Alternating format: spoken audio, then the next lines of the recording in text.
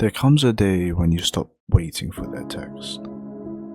Not because you moved on, but because deep down you finally accept it's never coming.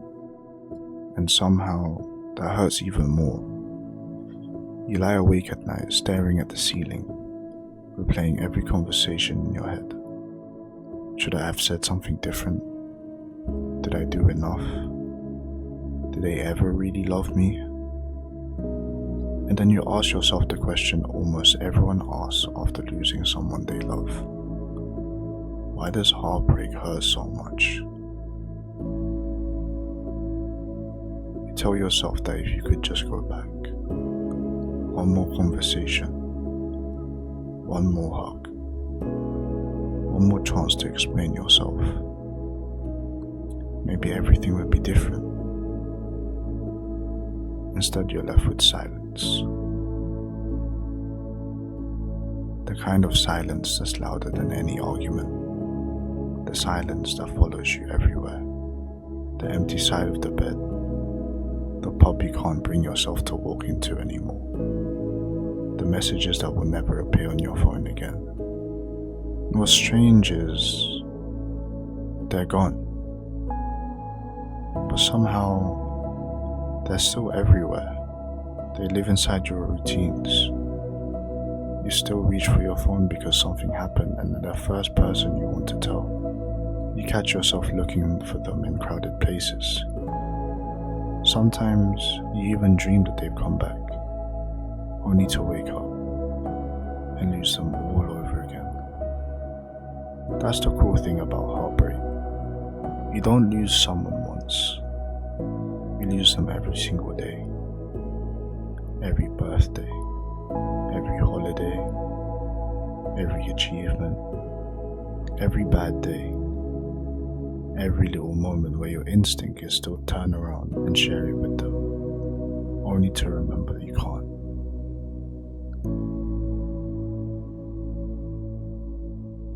And if you're watching this because your heart is broken, I just want you to know something.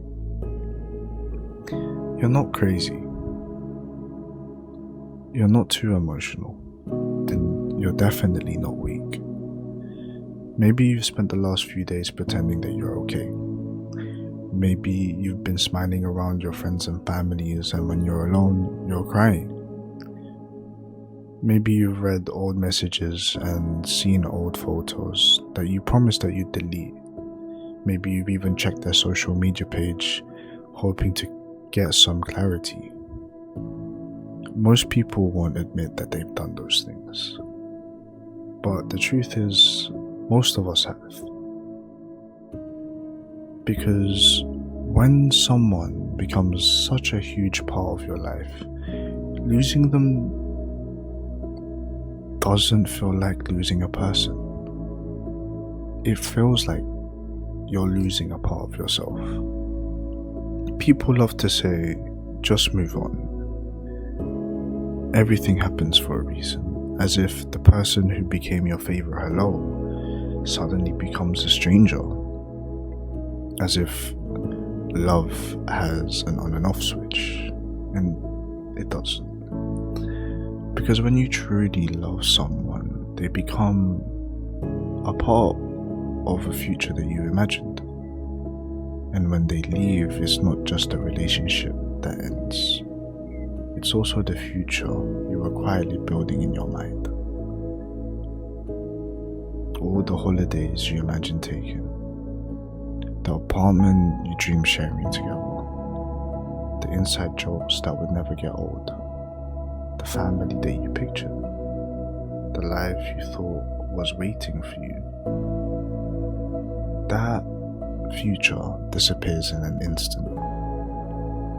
And nobody talks about grieving a future that never got a chance to exist. And that's why breakups hurt so much. Because you never got that future that you wanted.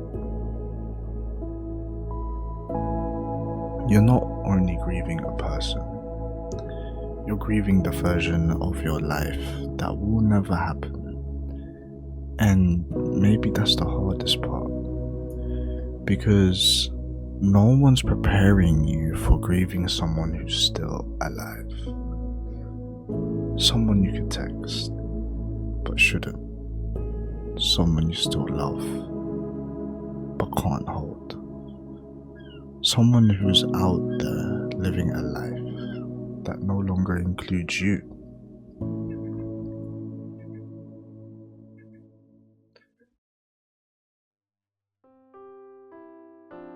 But here's something I wish someone told me. The way you feel today isn't the way you'll feel forever.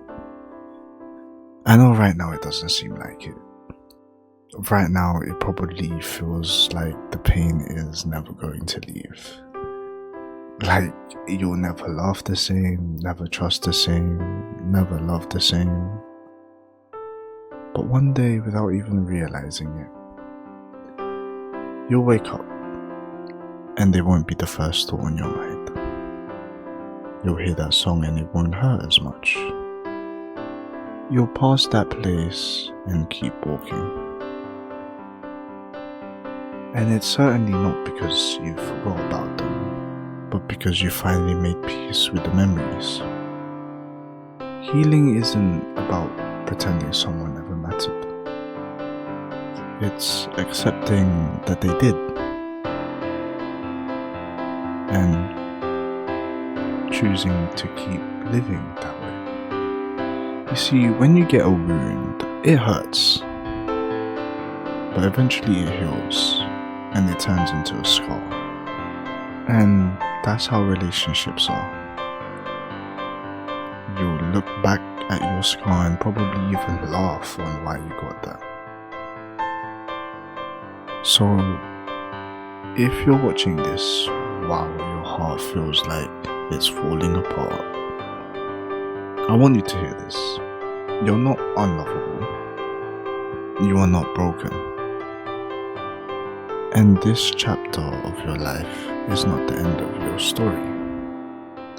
Because maybe one day someone else will know your favorite song. Someone else will make you laugh until your stomach hurts. Someone else will remind you what it feels like to look forward tomorrow. And if you think that that person still cares about you and that there may be a chance in the future, I want you to hold on to that chance. Not because you shouldn't get over them, but I want you to hope. But hope in silence. Hope in the background. But don't let that anxiety control you. Don't let the waiting control you. Don't let it pause your life. But until then, if they do come back, be patient with yourself. Some hearts, they certainly don't heal overnight. But they will. And so will yours. But right now, let's just hope that they come back.